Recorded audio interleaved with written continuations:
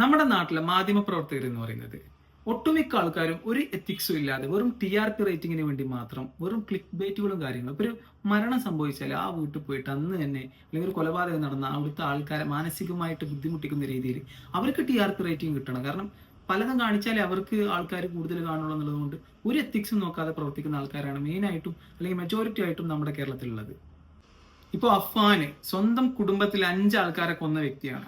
അപ്പൊ ആ പുള്ളീനെ പോലീസ് തെളിവെടുക്കാൻ കൊണ്ടുപോകുന്നു. അവിടുന്ന് ഏതോ ഒരു ടോയ്ലറ്റിൽ വെച്ചിട്ട് അവൻ നാടൻ കളിക്കുന്നു, ചാടിയിട്ട് തെളിവെടുപ്പ് മുടക്കാൻ വേണ്ടിയിട്ട് അവിടുന്ന് ഒരു അഭിനയം നടത്തിയിട്ട് പരിക്കാണെന്നുള്ള രീതിയിൽ പുറത്തേക്ക് വരുന്നു. അപ്പൊ അവനെ കൊണ്ട് പോലീസ് പുറത്തേക്ക് വരുന്ന സമയത്ത് ഒരു ക്യാമറക്കാരനെ മൈക്കും കൊടുത്തിട്ട് എന്തെങ്കിലും പറയാനുണ്ടോ എന്നാണ് ചോദിക്കുന്നത്. അപ്പോൾ അതിൽ ഉദ്ദേശിക്കുന്നത് എന്താണെന്ന് വെച്ചാൽ ഈ പോലീസ് വല്ലതും ഉപദ്രവിച്ചതാണോ എന്നുള്ള രീതിയിൽ അതിനെ വിറ്റിട്ടും കാശാക്കാനുള്ള രീതിയിലുള്ള ഒരു ചോദ്യമാണ് പുള്ളി ഉദ്ദേശിക്കുന്നത്.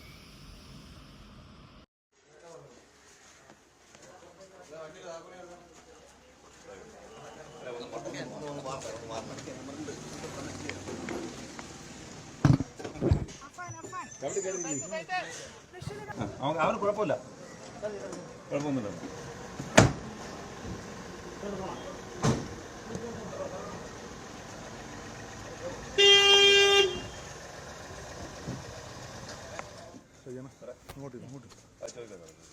അഫാൻ എന്തെങ്കിലും പറയാനുണ്ടോ? അഫാൻ അഫാൻ പോലീസ് ഉദ്യോഗസ്ഥർ നോക്കിയിരിക്കുകയായിരുന്നു. അതായത് ആ ടോയ്ലറ്റിൽ പോകണം, കൈവിലങ്ങ് ഉണ്ടായത്.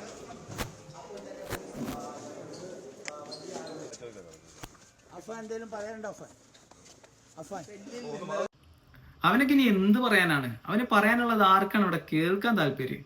എന്തായാലും പുള്ളി ഉദ്ദേശിക്കുന്നതെന്ന് വെച്ചാൽ പോലീസ് ഇയാളെ വല്ലതും ചെയ്തിട്ടുണ്ടോ ഉണ്ടെങ്കിൽ പറയുന്നുള്ള രീതിയിൽ അത് നല്ലൊരു മാർക്കറ്റാക്കി വിടാന്നുള്ളതാണ് ഉദ്ദേശിക്കുന്നത്. സത്യം പറഞ്ഞാൽ ഈ സ്വന്തം കുടുംബത്തിൽ 5 പേരെ തീർത്താണ്. ഇവൻ തന്നെ സ്വയം സമ്മതിച്ചതാണ്. ഇവനൊക്കെ ഇനി എന്തിനാണ് ഈ തെളിവെടുപ്പ് മറ്റേത് മറിച്ച് എന്നൊക്കെ പറഞ്ഞ് കൊണ്ടുനടക്കുന്നത് എന്നുള്ളതാണ്. ഇവനെ സത്യം പറഞ്ഞാൽ ആ പോലീസ് ജീപ്പിൽ പോകുന്ന സമയത്ത് ടോയ്ലറ്റിൽ നിന്ന് വീഴുന്നതിന് വരെ പോലീസിനെ മനഃപൂർവ്വം തള്ളിയിട്ടിട്ട് അവന്റെ കയ്യും കാലോട് ഞാൻ ഇനി തട്ടിപ്പോയാൽ തന്നെ ഇവിടെയുള്ള ആൾക്കാർക്കും ഒരു ഫീലിങ്സും ഇല്ല, യാതൊരു വിധത്തിലുള്ള പ്രശ്നം ഉണ്ടാവില്ല. കാരണം അത്രയും വലിയ ഒരു നമ്മൾക്കൊരു മനസ്സാക്ഷിയുള്ള ഒരാൾക്ക് ചെയ്യാൻ പറ്റുന്ന ഒരു എലിയെപ്പോലും നമുക്ക് കൊല്ലണമെങ്കിൽ അത്രയും ബുദ്ധിമുട്ടും കാര്യങ്ങളൊക്കെ തോന്നുന്നുണ്ടാവും. അങ്ങനെയുള്ളത് സ്വന്തം കുടുംബത്തിൽ 5 ആൾക്കാരെയാണ് ഇവൻ തട്ടിയിട്ടുള്ളത്.